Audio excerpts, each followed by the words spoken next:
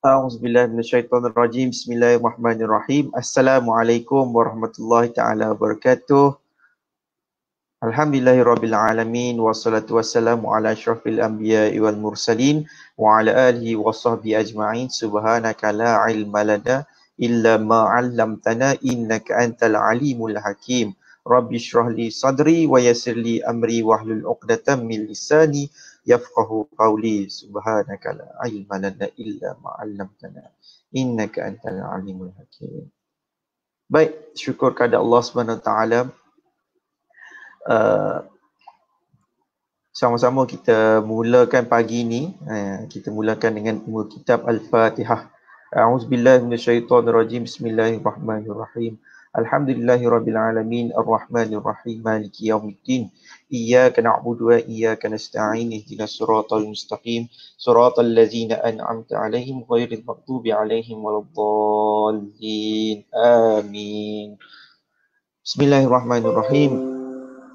Alhamdulillahirabbil alamin wassalatu wassalamu ala asyrafil anbiya'il mursalin wa ala alihi washabihi ajma'in.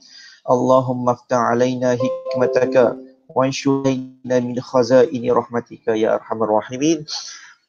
Allahumma iftah 'alaina abwabal khair wa abwabal barakah wa abwabal ni'mah wa abwabal rizq wa abwabal quwwah wa abwabas sihah wa abwabas salamah wa abwabal afiyah wa abwabal jannah. Rabbana la tuzigh qulubana ba'da idh hadaytana wa hab lana min ladunka rahmah innaka antal wahhab. Rabbana atina fid dunya hasanah wa fil akhirati hasanah wa qina azabannar. Walhamdulillahirabbil alamin. Alhamdulillah, syukur kepada Allah Subhanahu Wa Taala kerana kita salam. Ya Mama. Selamat menjadi penonton. Alhamdulillah, syukur kepada Allah Subhanahu Wa Taala kerana hari ini kita dah masuk hari yang ke berapa dah puasa. Kita tak ingat, seminggu dah. Dan PKP lagi lah, kita tak ingat dah berapa hari bulan. Yang pastinya start 18 hari bulan kan. Jadi kita dah terlalu lama lah dekat sini. Dan syukur kepada Allah SWT kerana masih lagi memberi peluang untuk kita hidup. Masih lagi memberi peluang untuk kita bergelar sebagai seorang Islam. Masih lagi beriman pada Allah SWT. Dan yang paling penting, kita masih bertemu di bulan Ramadan Al-Mubarak ini. Mudah-mudahan kita dapat teruskanlah, dapat habiskan bulan Ramadan ini dengan baik insya-Allah. Ya, selamat pagi, morning brother Nurul Iman Abdullah. Saya nak kasih satu soalan. Tak payah nak tanya soalan sangatlah. Okay, so berapa ramai yang dah menonton pagi ni, yang tengok saya pagi ni, cuba bagi tahu sikit. Okay, dengar ke tak suara ni? Salam Tuan Fahmiah, Puan Hasnah Hamzah. Selamat pagi. Pagi semua.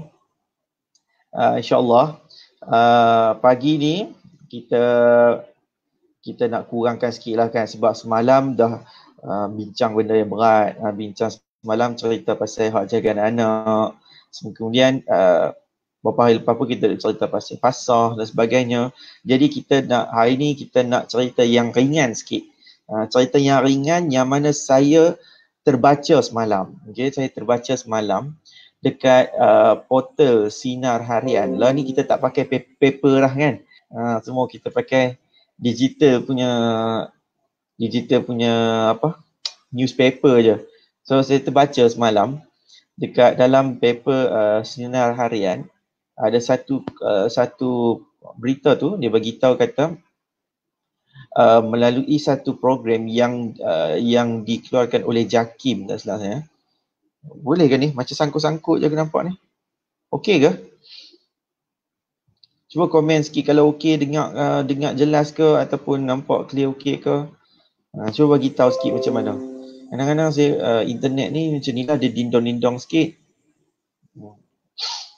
Okey, semalam saya terbaca satu berita yang mana menyebut JAKIM sebut bahawa ada lebih kurang 40,000 ke 50,000 pasangan yang nak bercerai.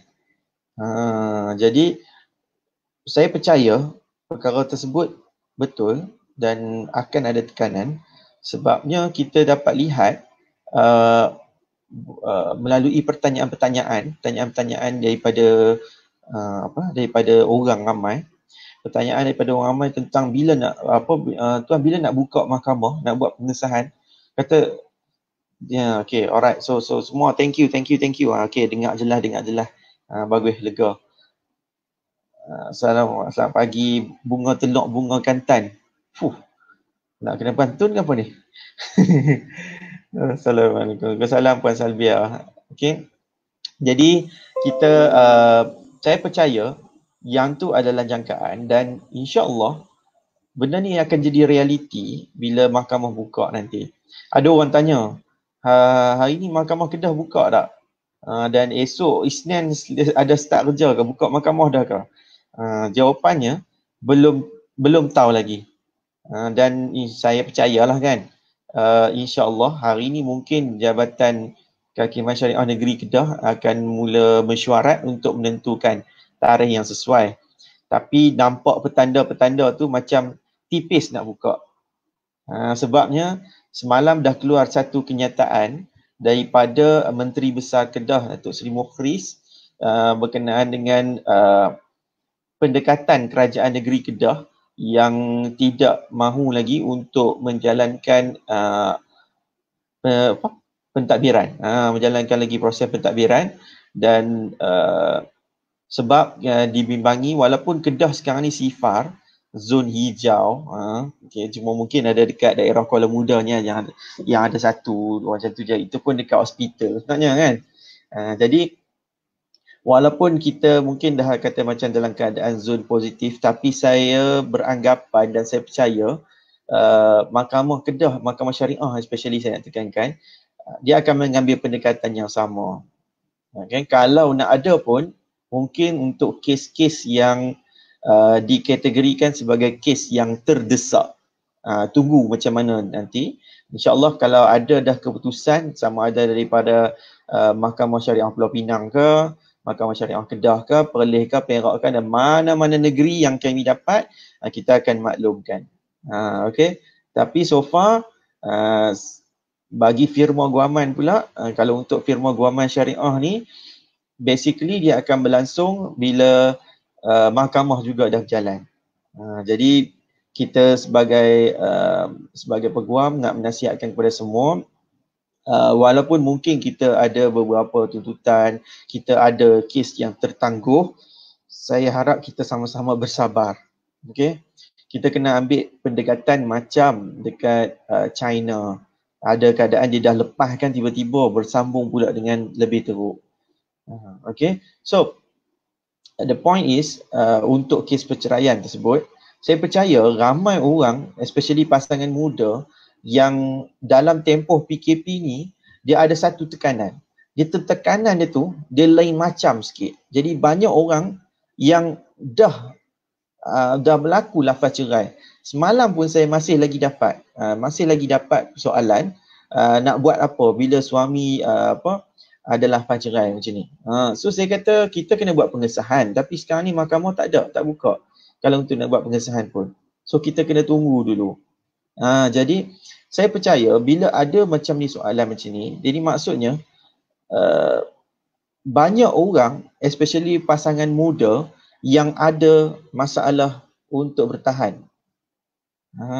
Jadi kalau kita fikirkan orang dulu kalau dia menikah, orang kata dia menikah zaman dia, kadang-kadang ada orang menikah dia muda sangat-sangat, time sekolah, time awal lah, bawah pada 20 lah kadang-kadang menikah tu kan.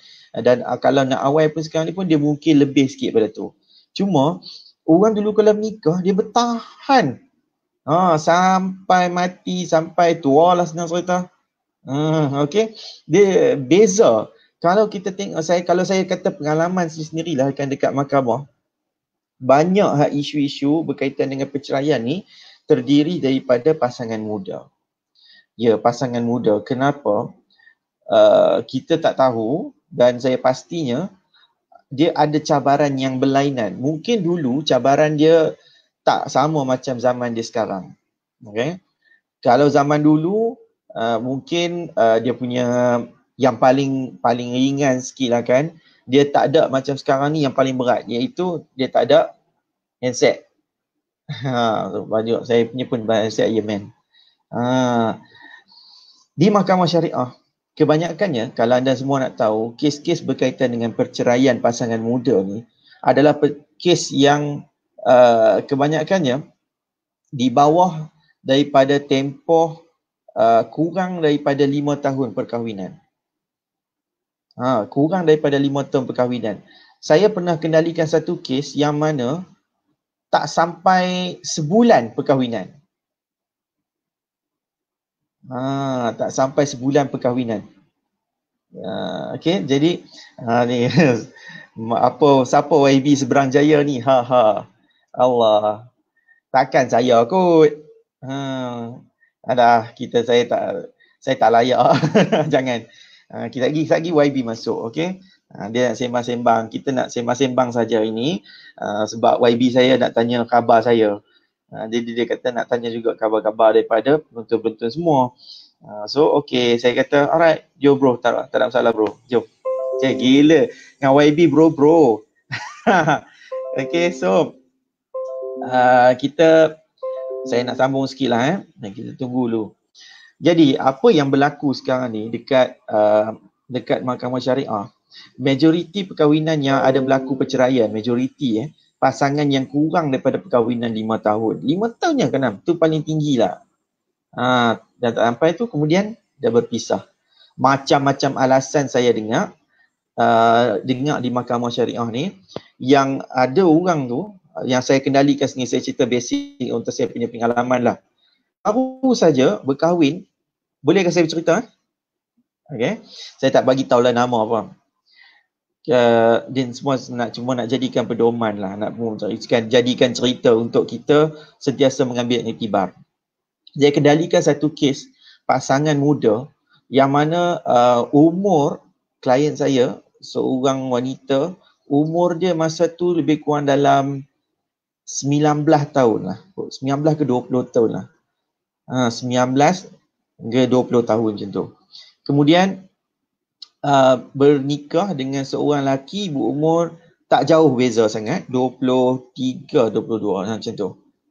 Jadi 23 itu dia menyebabkan ada masalah sikit kat situ, di mana masa awal bercinta dia tak tahu tentang bagaimana perilaku laki dia ni yang suka meminjam alung.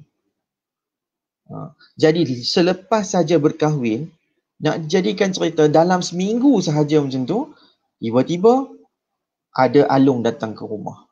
Laki dia pergi kerja, dia keluar, and then dia nak alung main, nak minta.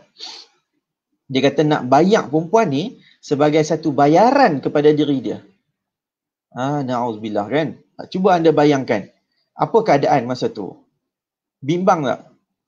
Mesti kita bimbang kan. Bila ada orang mai kat rumah, dia mai kata, mana laki? Ni laki yang ada hutang dengan aku ni. Laki yang ada hutang aku. Dia kata dia dah lari banyak kali dah, hang kena bayar. Kalau tak dia bayar, diri hang tu sebagai satu bayaran. Ini the real situation, okay? Ni real life yang mana yang berlaku. Perkahwinan tu tak sampai sebulan, lebih kurang beberapa minggu sahaja. Baru kita tahu. Kemudian bila dah berlaku macam tu, mujurlah Allah SWT ni nak selamatkan dia. Sebab apa? Dia tinggal bersama dengan abang dia. Mujur dalam keadaan satu hal, dia tinggal bersama dengan abang dia dekat satu rumah.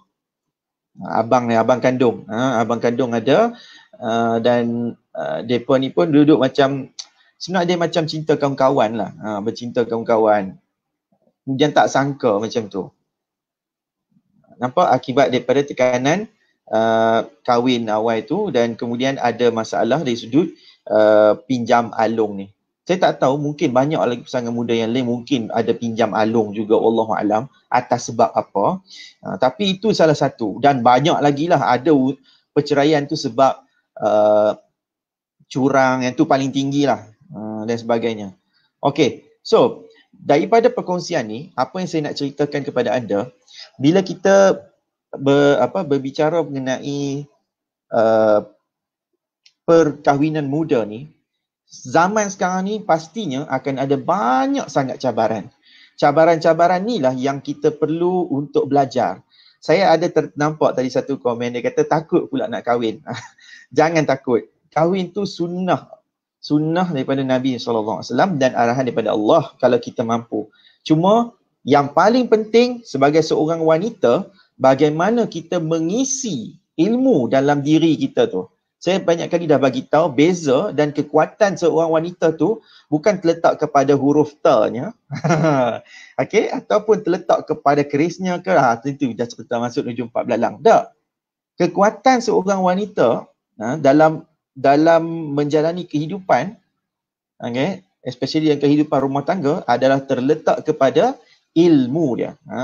Jadi ambil pelajaran dan insya-Allah tengok kat mana yang betul dulu. Okay. Alright, so tanpa membuang masa, saya nak menjemput tetamu saya pada hari ini. So dengan segala hormatnya saya mempersilakan rakan baik saya, YB Seberang Jaya, YB Dr. Afif Bahardin.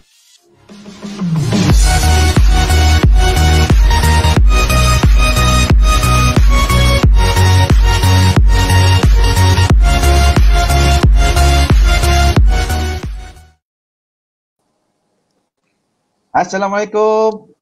Assalamualaikum warahmatullahi. Apa khabar Fahmi?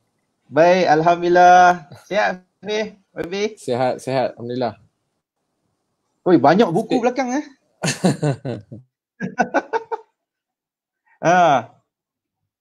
Hari ni apa plan Baby? Hari ni tak ada apa plan lah, duduk di rumah. Stay at home. Stay at home je? Tunggu nak buka puasa petang. Padahal baru pukul 8 lah. Tengok apa macam rajin je duk masak sekarang ni. Boleh lah sikit-sikit bantu. Mana yang kita pandai buat, kita buat lah. Tengok macam menu sakan kan main dengan roti French ni apa semua. Kami sihat? Okey, alhamdulillah. Baik. Alright. So kita ini kan, kita ada banyak lah kita nak cerita pasal hari ni.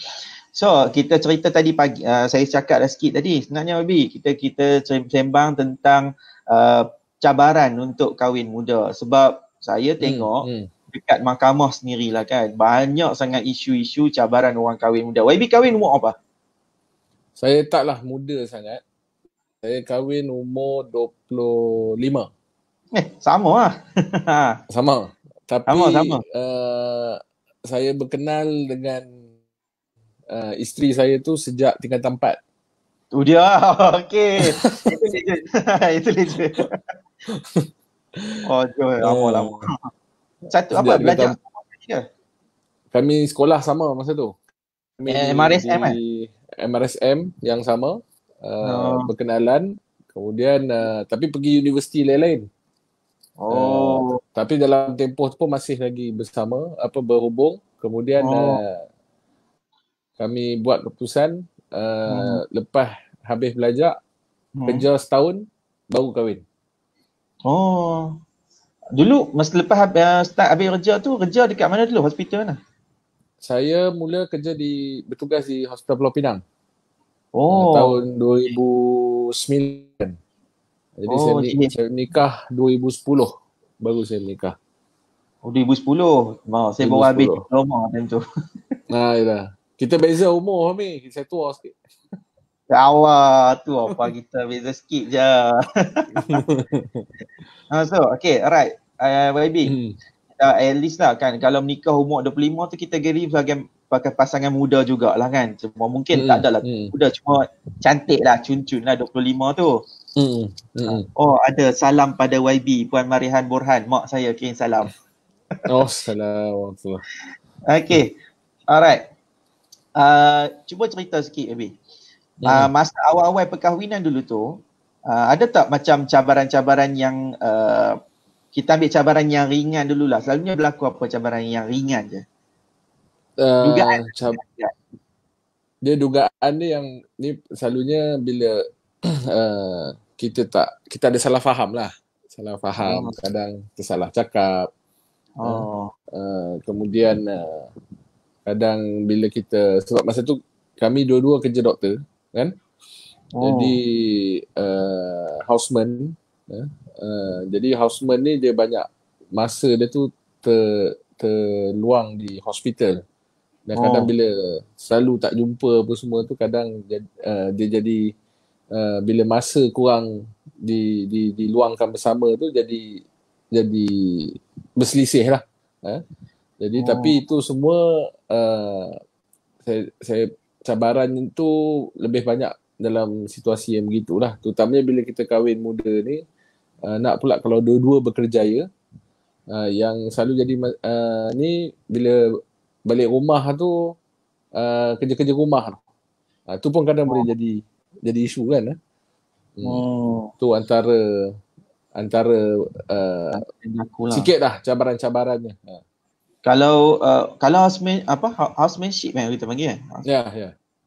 Kalau housemanship tu selalunya kalau macam dulu pun lebih kurang macam sekarang ke, macam jenis payah nak balik rumah, dia kadang-kadang kena tidur kat hospital lah. Dulu lagi payah. Ya. Sebab dulu kalau sekarang ni dia ada shift system. Tapi dulu kami dia tak ada shift. Dia kerja biasa 8 sampai 5. Kemudian kita kena on call satu malam. Esoknya tu sambung kerja lagi sampai tengah hari atau petang, baru kita boleh balik. So kita akan ada di hospital tu lebih kurang, kalau on call tu 36 jam lah. Lebih daripada 24 jam berada di hospital. Duduk kat hospital 36 jam? Kalau kita on call. Maknanya kita kerja 8 sampai 5, lepas pukul 5 sambung on call. Lepas tu besok pagi tu sambung lagi 8 sampai 5. Selalunya. Tu maksudnya kalau dalam keadaan housemanship tu dua-dua orang macam tu lah. Maksudnya tak bertemu lah kadang-kadang tu. Kadang tak bertemu. Kalau lain-lain department lagi lah kan. Kalau dua-dua dekat hospital yang sama? Dua-dua hospital yang sama masa tu, ketika itu. Sebab tu masa tu bila dah nak kahwin tu, memang satunya saya buat keputusan ketika tu untuk kahwin setahun lepas kerja. Pertamanya supaya kedudukan kewangan tu sedikit kukuh. Keduanya kita merasakan bahawa fokus kerja tu perlu ada. Kemudian bila dah kahwin tu pun hanya setahun lepas tu baru kami betul-betul fikir untuk dapatkan anak lah. Sebab saya masa tu merasakan bahawa kalau walaupun kita berkahwin ni, dia bukan hanya soal nak merancang kenduri kahwin tu. Bukan hanya soal nak merancang nak pakai pelamin apa benda semua tu. Tapi ada banyak lagi benda-benda lain yang kita kena rancang, terutamanya untuk masa depan, sebab perkahwinan ni dia bukan one off. Betul. Dia adalah komitmen seumur hidup kan. Betul. Dan tadi YB ada sebut kan tentang kalau kita nak kahwin ni sebaiknya kita kena ada satu kewangan yang kukuh. Saya tengok dekat Mahkamah Syariah lah kan, banyak orang yang bercerai kan. Ni majoriti lah kan, yang bercerai tu sebabnya dia tak bekerja ataupun tak ada kewangan yang stabil untuk nak kahwin. So dia orang fikir macam tu tau. Dia orang fikir selepas kerja kahwin insya-Allah akan ada rezeki. Jadi dia ingat macam tu saja. Jadi penting tak kalau kita nak kata tentang zaman sekarang ni kena ada kewangan yang stabil dulu baru boleh fikir untuk kahwin? Saya rasa penting satu, tapi perlu ada persefahaman. Sebab sekarang ni kita pun tahu komitmen hidup atau kos sara hidup sekarang sangat tinggi. Betul. Kos rumahnya, kos nak pergi kerjanya. Sekarang ni banyak pasangan kurang-kurang kalau paling minimum kena ada sebiji kereta. Atau kalau pakai motor lah. Tapi maknanya itu semua perlukan komitmen. Dan majoriti sekarang ni banyaknya pasangan tu lelaki dan perempuan bekerja. Ada betul. Setengah lelaki dia suka sekarang, dia selalu mikirkan tak apa, kalau dah kahwin tak apa, saya seorang je kerja. Yang perempuan duduk rumah. Yalah, siapa tak, kalau tanya lelaki semua nak macam tu. Ya. Kan? Tapi pada saya, macam saya, sebab kebetulan isteri saya doktor, saya merasakan dia dah belajar lama, dah belajar tinggi-tinggi, dan dia itu boleh menyumbang balik pada masyarakat, maka saya merasakan dia perlu untuk bekerja. Tapi mana pasangan yang katalah dua-dua berkerjaya, kerana saya sebut tadi kos hidup yang tinggi tu, saya merasakan dia orang kena ada perbincangan. So, sepatutnya kita, saya tak tahu, mungkin ustaz pula, mungkin Fahmi boleh betulkan. Sepatutnya lelaki ni dia yang sediakan nafkah untuk isteri. Ya, kan? Itu betul. Dia kena wajib untuk kita beri nafkah. Betul. Tapi banyak majoriti saya percaya ada lagi yang merasakan kalau bila dua-dua bekerja ni tak apa, yang lelaki tak payah bagi duit walaupun isteri dah bekerja. Which tak betul lah. Jadi sebab tu kalau pada awal perkahwinan, kadang benda-benda ni kena bincang daripada awal. Maknanya kalau nak berkongsi tu, kena kongsi, tapi akhirnya yang lelaki tu kena fikirkan bahawa akhirnya semua dia kena sediakan. Kalau boleh. Yalah, kongsi. Kalau berkongsi, makna kena ada persefahaman dan kena faham lah pengorbanan kedua-dua belah pihak. Kalau macam dekat Seberang Jaya lah Habib kan. Ya. Berapa sewa rumah paling rendah kan? Kurang-kurang 600-700 kalau rumah pangsa. Yang saya difahamkan lah.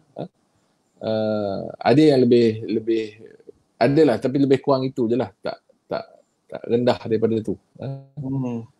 Dan saya tengok memang banyak pasangan yang muda yang berkerjaya tinggal kawasan Seberang Jaya ni sebab dia banyak pusat-pusat perniagaan, pusat industri berdekatan kawasan ni. Jadi sebab tu saya sebut tadi memang kena ada persefahaman dalam soal ni. Dan kedudukan kewangan ni nak tak nak kita kena terima lah. Terutamanya lelaki kena terima. Kena ada kerja. Kalau tak ada kerja, sibuk nak menikah pun tak bagus juga. Kan? Betul. Dia kena puasa lah. Dia kena puasa. Dah betul. Dalam Islam memang suruh macam tu ni, sungguh. Suruh macam tu, betul? Betul. Tak tahan sangat puasa lah. Kena puasa lah. Itu kita pendekatan tu sebenarnya betul. Cuma mungkin orang kata macam, apa itu pula jawapan yang dibagi ni. Macam tu lah. Tapi memang betul. Dalam Islam memang dia kata kalau kita tak mampu nak berkahwin, kita kena berpuasa. Sebab sekarang ni memang betul kita kena fikir tentang kewangan. Banyak orang yang bercerai, yang muda ni, dia tak boleh macam Habib kata tak ada sepahaman berkaitan dengan nafkah tu. Kadang-kadang suami dia tu abai langsung, tak bagi apa. Dia orang macam hang kerja, hang tanggung sendiri, aku kerja, aku tanggung sendiri. Lebih teruk bila dapat ada yang mungkin tu bunting pelamin kan. Bila ada orang kahwin tu terus ada anak. Kadang-kadang tu masuk ada kembang sekali, kadang-kadang 3. Tu yang kadang-kadang cabaran besar juga tu. Sebab tu saya sebut tadi untuk pasangan muda terutamanya yang belum nak berkahwin. Saya tengok ramai macam sekarang cabaran dia lebih besar. Macam contoh graduan universiti kan. Keluar universiti belum terus start kerja. Betul. Banyak majoriti macam tu. Macam contoh adik-adik saya yang graduate perubatan, doktor kan. Saya dulu sebelum graduate lagi dah tahu dah pergi hospital mana. Jadi kita graduate tu sebab masa tu memang keperluan yang tinggi. Sudah terjamin. Jadi kita graduate saja terus posting ke hospital. Sekarang ni saya difahamkan nak masuk jadi houseman je ambil masa almost 1 tahun. Jadi ini memang cabaran lah. Mana pula yang kalau bercinta daripada kampus kan? Betul. Saya dulu boleh lah dah masuk tu terus kerja, tunggu setahun lagi baru nak kahwin kan. Sekarang ni dah lah masuk dah graduate, setahun pula tu tak boleh nak kerja. Berapa lama lagi nak tunggu. Jadi benda-benda ni saya ingat memang satu cabaran lah. Lebih-lebih pula lagi kalau sekarang ni pula saya kebetulan alhamdulillah lah keluarga bantu sikit. Jadi daripada awal masa kita nak berkahwin tu, tidaklah saya kena ambil loan. Kadang setengah tu terpaksa ambil loan untuk nak buat kenduri apa semua. Lepas tu lepas 4-5 tahun kahwin pun tak habis bayar loan lagi, lepas tu dah bercerai. Pun ada juga kan. Jadi ni antara benda-benda yang saya rasa sebab tu nak berkahwin ni kena rancang lah. Kena rancang. Kalau kita dah ada pasangan yang kita minat tu, kena susun betul-betul, kena rancang ikut kemampuan kita. Jangan duk tengok orang. Yang tu pun cabaran besar juga tu sebenarnya, baby. Kita duk perhati, duk tengok kat Instagram perkahwinan artis semua. Dengan bunga-bunga putihnya. Kalau kita kahwin dengan artis tak apalah, kalau tak payah. Kalau kahwin dengan artis tak apalah, ada sponsorship. Ada tajaan bajunya, pelaminya semua tu. Tapi masalahnya cabaran dia betul. Cabaran dia bila kita tengok pengantin ni elok, ada video bagai, kita pun nak tiru, jadi kita pun buat loan peribadi. Yang ni pun antara yang sebenarnya. Banyak orang dia nak kahwin tu dia buat loan peribadi, selepas saja dia berkahwin sampai ke sekarang ni tak habis lagi loan peribadi. Betul. Sedangkan loan peribadi tu agak tinggi dia punya risiko dia. Betul. Dia pada saya sebab tu saya sebut tadi kita kena rancang. Bukan sebab kahwin, majlis perkahwinan kena rancang, nak kahwin bila kena rancang, nak ada anak bila kena rancang. Semua ni kena rancang. Dan semua ni memang kita boleh kontrol. Maksudnya kontrol tu maknanya dari segi kewangan. Itu antara nafsu atau kita punya rasional lah. Termasuk juga nak ada anak. Sebab nak ada anak ni memanglah selalu orang Melayu ni dia cakap tak apa, insyaAllah nanti ada rezeki, lepas dapat anak ni rezeki tambah. Betul, saya tak nafi. Saya tak nafi memang rezeki akan tambah. Tapi kita kena rancang. Kalau kita tak bersedia, kalau kita tak rancang, kita akan nanti jadi bebanan. Itu akan menyebabkan ni. Sebab anak ni bukan hanya sebagai punca rezeki, tapi anak ni adalah amanah. Betul. Perkahwinan ni juga adalah satu komitmen dan amanah. Jadi kita kena selalu beringat itu. Jadi insya-Allah kalau kita ada ingatan seperti itu, saya bukan nak takutkan orang, janganlah tak kahwin pula kan. Cuma kena rancang ikut kemampuan. Saya tiap-tiap hari orang rasa takut kalau tengok saya. Jangan rasa takut pula nak kahwin. Dia mesti ada kemanisan dan kepahitan dia tu mesti ada. Itulah lumrah hidup. Cuma macam mana cara untuk kita nak hadapi je lah sebenarnya ujian tu. Dan selalunya bila kita rancang tu sebenarnya dia membantu komunikasi kita sebagai suami dan isteri. So kita kena work as a team lah kan. Kalau kita ke pejabat, kalau kita di tempat kerja kita diminta untuk bekerja sebagai satu pasukan. Sama juga di rumah, pasukan kita tu kita dengan isteri kita lah. Kan? Macam mana kita urus rumah itu, keluarga rumah tangga tu, itu akan mencerminkan diri kita lah. Jadi tadi apa saya tertarik saya mengesahkanlah sebenarnya YB cakap tadi tentang kita kena ada perancangan juga untuk anak sebenarnya. Sebab betul, memang orang Melayu kita lah kebanyakan dia akan kata bila ada anak akan bertambah rezeki. Yang tu betul juga. Cuma kita kena ada satu komitmen juga. Kita nak kena suap anak tu bagi makan. Ada orang ada orang dia tak kira, dia langgar je. Dia kata yang penting bagi ramai anak lagi bagus. Tapi tengok-tengok dia sendiri tak ada usaha nak cari pendapatan yang lebih. Bahkan kadang-kadang isteri ni yang ada anak ramai ni pun dia yang terpaksa untuk pergi bekerja, kemudian dia bagi pula kepada mak mertua, bagi pada orang yang jaga. Ada sampai satu tahap YB dia bagi anak ramai sangat, pendapatan tak cukup, and then dia terpaksa bagi anak tu kat orang lain. Jadi anak angkat. Jadi sebab apa benda tu semua mungkin adalah salah satu perkara yang boleh menyebabkan tekanan kepada perceraian kalau kita tak merancang dengan baik. Betul? Saya tak nafikan benda tu. Saya sebab tu bila dalam perkahwinan ni yalah kalau dalam medical pun dalam perubatan memang kita minta ada perancangan keluarga. Satunya bukan sebab soal kewangannya, satu lagi sebab soal kesihatan juga. Untuk terutamanya untuk isteri lah, untuk ibunya kan. Maknanya minimum diminta kalau kata dah dapat anak yang pertama tu, minimum 2 tahun selepas tu baru untuk mengandung yang kedua. Mana ada gap. Kena ada gap. Kena ada gap. Jadi ni semua benda ni ada. Cuma tu kadang saya selalu sebut dalam pertemuan saya dengan majlis agama, dengan ustaz-ustaz. Saya selalu sebut, saya kata kenapa kursus perkahwinan kita tak ajar benda-benda ni. Saya rasa penting dalam kursus perkahwinan kita ajar tentang perancangan keluarga. Panggil seorang doktor untuk cakap pasal perancangan keluarga. Sebab kalau kemudian selain daripada tu kata panggil doktor cakap pasal perancangan keluarga. Kedua, panggillah financial planner contoh untuk cakap tentang pengurusan kewangan. So kita kadang betul lah kita katalah gaji RM2,000, RM3,000. Takkan kita nak belanja RM4,000 setiap bulan. Betul. Jadi sebab tu saya sebut tadi benda-benda ni walaupun benda tu asas tapi kadang kalau kita tak tunjuk cara dia orang tak tahu.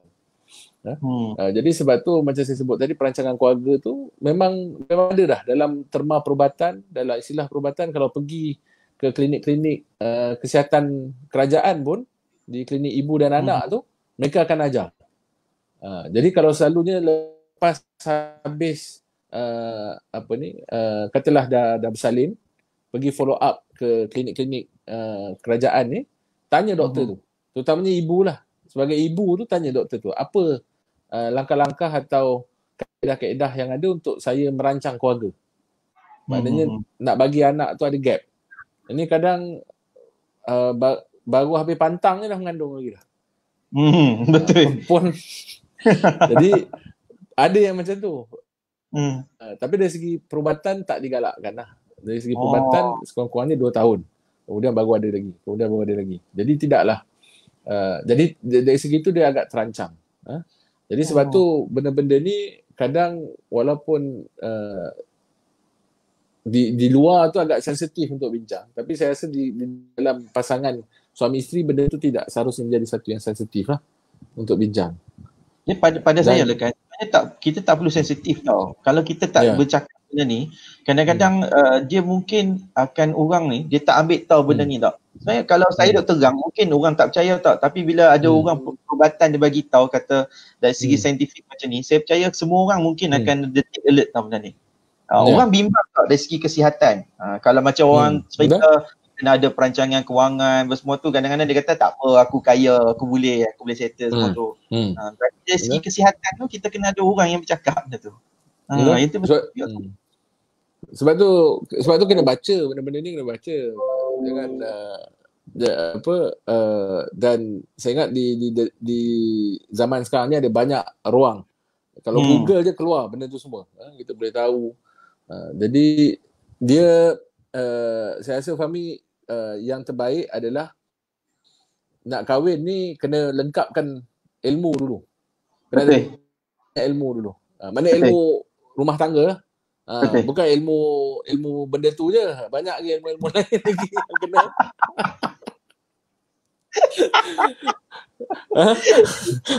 Banyak lagi ilmu-ilmu lain yang kita nak kena tahu. Betul. Dalam perkahwinan ni.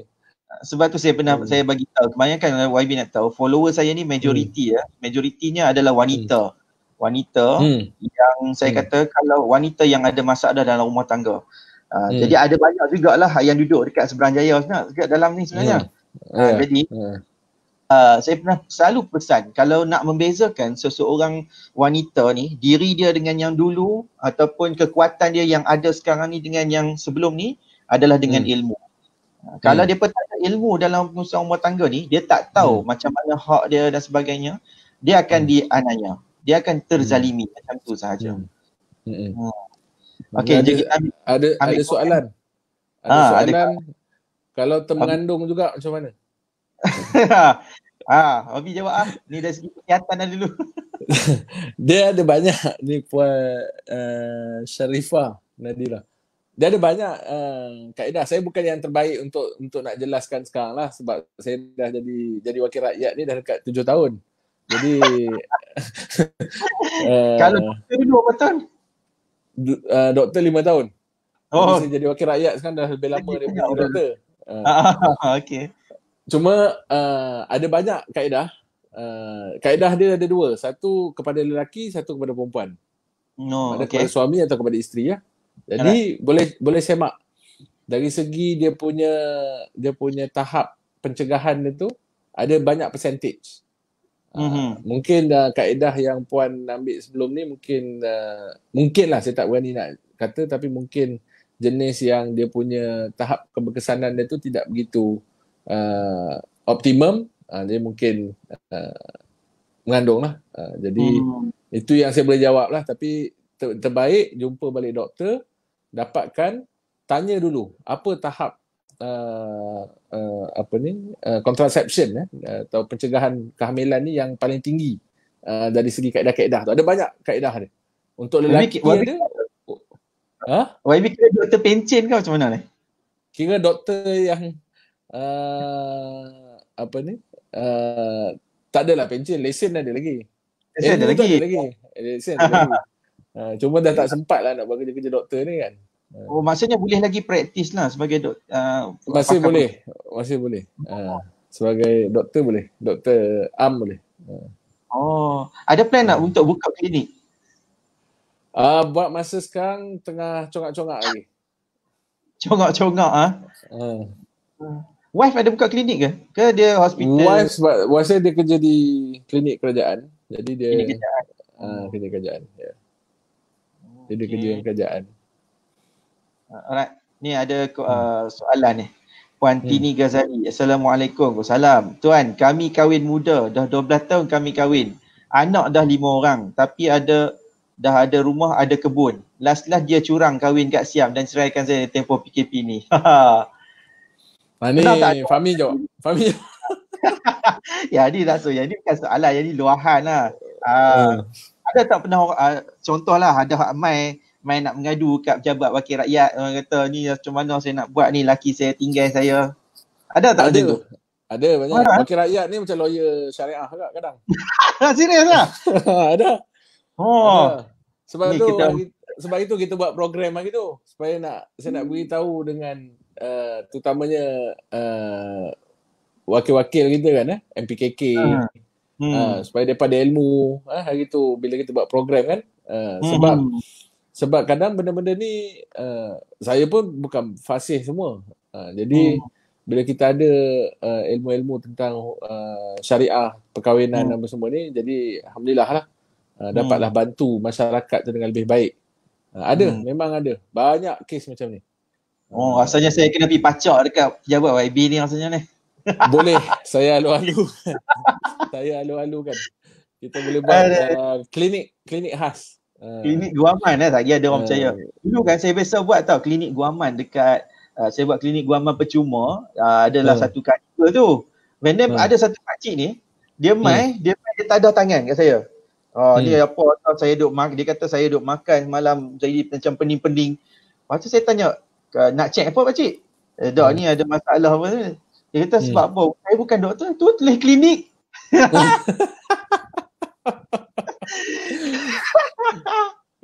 Kena pakai nama lain lah, tak boleh pakai nama klinik. Itulah saya tak tahu tu. Saya nak tulis apa pun tak tahu. Selalunya memang kita biasa guna. Selalu kita panggil klinik guaman. Betul. Bila ada perkataan klinik ni ada orang suruh cek tekanan darah pula. Betul. Okay, Tumpang tanya, lepas cerai bekas suami perlu bagi nafkah lagi ke? Okay, Puan Syahirah Syarif. Dia kena bagi nafkah iddah je lah kalau kita cerai. Kemudian kalau ada anak, kena bagi lagi nafkah anak. Okay. Ni ada tak kita cari soalan kat YB ke apa ni? Ni ambil ni lah. Masa kahwin dulu tak ada apa-apa. Dulu saya kerja pakai motor Yamaha Ego je. Dia pula ada kereta Viva je. Saya kerja kerani, last berhenti atas mintaan suami. So jaga anak-anak kat rumah. YB, kalau saya tanyalah kan, kalau macam dekat Lembah Kelang kan, kalau orang pendapatan isi rumah tu kurang daripada 5,000, maksudnya 5,000 dia masih dikira sebagai miskin bandar kan. Ya. Kalau macam dekat Penang lah, kalau dekat Pulau Pinang, berapa had macam kita panggil miskin bandar? Kalau tak salah saya 3,000 lebih ke 4,000 macam tu. Saya pun tak pasti sangat. Tapi tu anggaran dia lah. Anggaran itu lah. Dia kurang sikit daripada Kuala Lumpur. Betul lah. Sebab kita sebab tadi bagi tahu tadi pun sewa rumah kat Seberang Jaya tu pun boleh pergi sampai 600 dan saya pernah ada yang sampai 1,000 pun ada juga. 1,000 pun ada. Kalau yang landed lagi lah kan. Belah area kampung tu. Okay, so sebab saya banyak dapat aduan dan tekanan lah. Dia cuma cerita-cerita tentang bila tak dapat nafkah ni kan, isu dia tak dapat tempat tinggal, rumah dan sebagainya. Jadi dia orang ni terpaksa sewa ramai-ramai. Itu ada yang dah kahwin tu, sewa ramai duduk kat Seberang Jaya. Ada. Sebab tu saya sebut tadi kalau untuk wanita dan juga lelaki pun, kalau yang pendapatan agak tidak baik, pendapatan tak cukup banyak, kena ada perancangan tu. Bukan saya kata yang ada pendapatan yang agak tinggi pun tak payah rancang, pun kena rancang juga. Yang penting kena rancang ikut kemampuan kita. Dan sebab tu untuk wanita saya tahu memang ada bila dah start ada anak, 1 orang, 2 orang, 3 orang, dia akan mula start yang suami mula merasa bebanan. Betul. Dari segi keuangan. Jadi dia akan minta isteri, tak apalah, hang tak payah kerja, duduk rumah jaga anak. Betul. So kalau dua-dua kerja nak kena hantar pengasuh, hantar taska. Betul. Jadi sebab tu benda-benda ni kena rancang. Kalau kita nampak kita mampu ada satu anak dulu. Kita bukannya berlomba anak ada 4-5 orang. Banyak pula orang suka duk berlumba bab ni tu kadang-kadang sebab ada sensitif tau benda ni. Kadang kita duk berlumba je tu dia tak tengok orang lain ada yang tak ada anak dan sebagainya. Betul. Itu pun boleh jadi punca tekanan juga kan bila kau yang muda ni. Try tak dapat anak. Try tak dapat anak. Jadi sebab tu bila kita hadapi masalah, selalunya saya nasihatkan kena rujuk pada yang pakar. Kalau ada masalah tentang hukum, tentang apa, boleh jumpa ustaz, jumpa kaunselor, jumpa peguam. Kalau ada masalah tentang perubatan, jumpa dengan doktor, dapatkan nasihat daripada doktor. Kalau ada masalah kewangan, kena dapatkan nasihat daripada pakar-pakar kewangan. Jadi kena rujuk. Masalah kewangan jumpa YB lah. Itu masalah lah. Tapi selalu je macam tu. Tapi akhirnya saya akan rujuk tempat lain. Ya, memang macam tu. Yang masalah apa lagi mau tanya YB, lagi mau pergi cari YB. Sekali dua boleh tapi masuk banyak kali memang tak boleh. Kita pun tak ada kemampuan itu. Betul. Ni masalah kewangan, kalau orang Islam pergilah kepada pejabat zakat. Kawan saya pejabat zakat tu boleh dia bagi je tu. Tapi banyak orang tak main masalah ni dia kata. Betul. Okey. So YB, dia ambil sikit lah masa sikit gini kalau YB lah sekarang ni kan, sebagai seorang YB di Seberang Jaya dah 7 tahun ni kan. Kalau tengok dekat majoriti lah kawasan dekat Seberang Jaya ni kan, banyak orang yang pasangan muda ke ataupun pasangan yang sedang-sedang umur dia? Campur. Ada dua-dua sebab Seberang Jaya ni pun sebab satu dia pembangunan bandar yang agak tidaklah terlampau baru sangat tapi dah agak lama. Jadi dia ada juga banyak keluarga yang dah berpencen. Kemudian ada juga pasangan yang baru lagi yang baru pindah bekerja di sini.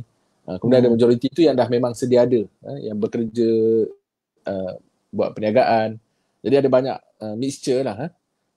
Cuma saya lihat bandar Seberang Jaya ni semakin berkembang. Ada banyak infrastruktur yang baru, pusat-pusat perniagaan yang baru, dan kita harapkan dengan ni sebab dalam tempoh PKP ni Dan esok pula semua insyaAllah boleh majoriti sektor boleh dibuka. Tapi saya ingat nak Pada YB macam mana? Ha? Pada YB macam mana? Wajar ataupun tidak macam nak bagi semua buka tu ataupun sebahagian besar buka? Ada, saya merasakan buka tu dari segi kebenaran untuk beroperasi. Tetapi dari segi adaptasi pada SOP, guideline dia, kemudian kita sendiri, itu kita kena ambil tanggungjawab lah. Kita pun tak boleh nak harap kerajaan nak kena arah kita pakai topeng kan. Jenuh kerajaan nak arah kita basuh tangan. Kita sendiri kena ambil tanggungjawab tu. Sebab ini melibatkan nyawa dan juga melibatkan keselamatan keluarga kita. Saya ingat yang terbaik adalah setiap kali kalau kita keluar tu, kita bekerja, pergi ke tempat kerja, pastikan kita hanya pergi ke tempat kerja, amalkan penjarakan sosial, kemudian pakai topeng, pakai hand sanitizer, cuci tangan yang terbaik. Kemudian kita kena selalu ingat, balik kita nanti ni, kita nak supaya keluarga kita di rumah tu selamat. Kalau kita tak fikir untuk diri kita pun, fikir untuk keluarga yang ada di rumah. Anak-anak kita yang tak bersekolah, yang ada di rumah, yang tunggu kita balik pada kerja. Jadi sebab tu soalnya kita sendiri kena amalkan itu. Kita tak bolehlah nak harap kerajaan dah bagi ruang untuk beroperasi ni bukan kerana apa, kerana kita nak ekonomi itu berjalan. Pertama, keduanya supaya rakyat dapat cari balik pendapatan. Mana yang macam contoh Fahmi di law firm macam mana? Sebulan ni income masuk? Of course tak. Saya ke arah yang lain lah sekarang ni. Saya macam dah jadi penulis buku lah sekarang ni. Jadi kalau kita ada income yang terus masuk tak apa. Tapi kalau macam contoh mereka yang memang kalau yang makan gaji tak apa, memanglah gaji terus masuk. Selamat lah kan. Alhamdulillah lah. Saya tak kata selamat. Katalah kalau kita sambung lagi, jangan kata swasta, kerajaan pun. Kerajaan tak ada duit, dia tak boleh bayar. Betul. Dia akan potong gaji. Betul. Sebulan ni seronok lah kita, gaji banyak tu juga tapi duduk rumah je kan. Betul. Tapi kita kena fikirkan dari segi jangka panjang dia. Sebab tu kita terpaksa ambil keputusan ni. Maknanya terpaksa buka untuk beroperasi. Tapi kita kena amalkan tadi kaedah-kaedah baru. Pakai topeng, pakai apa ni, saya ingat tak payah nak cakap banyak kali lah. Kita sendiri buat. Kemudian bila balik tak kena buka ni. Tak boleh buka sebab tunggu mahkamah pun tak beroperasi lagi. Dia tak bagi tahu lagi.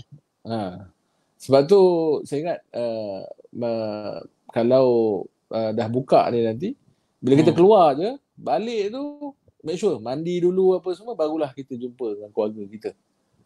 Sebab saya ingat selagi virus ni kita tak jumpa vaksin ni, memang kita tak tahulah bila kan nak selesai. Okay, alright, thank you. So YB, kalau orang lah nak follow YB ni, follow kat mana ni? FB ada ke? FB resmi Afif Bahardin, betul? Saya ada FB page Afif Bahardin, Facebook page. Yang ni kemudian betul, di Instagram saya ada Instagram saya. Betul ni? FB Dr. Afif Bahardin. Dr. Afif Bahardin. Okay, alright. Kemudian saya IG? Ada Instagram saya. IG Afif Bahardin @Afif Bahardin. @Afif Bahardin. Okay. Ya, IG saya. Boleh tengok apa aktiviti YB lah. Saya dah tengok apa yang saya masak lah. Hujung minggu saya akan masak. Ada. Kemudian di Twitter tu samalah Afif Bahardin juga. Ada Twitter juga Okay. Juga. Alright, YB, kalau tengok hari ni mungkin ada plan kot nak pergi buat macam saya duk tengok macam duk pergi buat apa, bantuan ni lah kan. Ada insyaAllah. Hari ni pun ada juga lagi sikit kita akan edarkan. Ni sebenarnya bulan puasa ni kan. Dan saya ambil peluang tu untuk ziarah lah mana yang susah, mana yang memerlukan. Alhamdulillah lah, so far di Suruhanjaya tu kita dapat cover semua tempat. Termasuk juga di beberapa lokasi seperti perkampungan Rohingya yang ada. Ada perkampungan Rohingya? Ada. Kita ada. Baru tahu? Belah mana tu? Di belah Jalan Baru, belah Terubuk, belah Taman Tun Hussein On kan. Lama tak balik ke mana? Tak ada. Aku tak balik, nak balik. Tapi tak pernah tahu pula kat situ. Ada. Jadi kita adalah sikit bantuan disediakan. Alright. Okay, so YB insyaAllah kata-kata terakhir, terima kasih pada Fahmi. InsyaAllah lepas ni kita boleh fikirkanlah klinik guaman tu. Boleh. Tak ada masalah. Kita boleh bantu lebih banyak saya kan masyarakat. Anak Samajaya betul. Anak Matapoh. Kena bantu lah. Of course. Dan insyaAllah kalau ada masa yang terluang lagi, kita boleh Facebook live lagi dan boleh jumpa lagi pada masa-masa akan datang insyaAllah. Pada semua yang menonton, selamat berpuasa. Dan insyaAllah kita jumpa lagi pada masa yang akan datang. Assalamualaikum. Assalamualaikum warahmatullahi wabarakatuh. Baik, terima kasih lebih.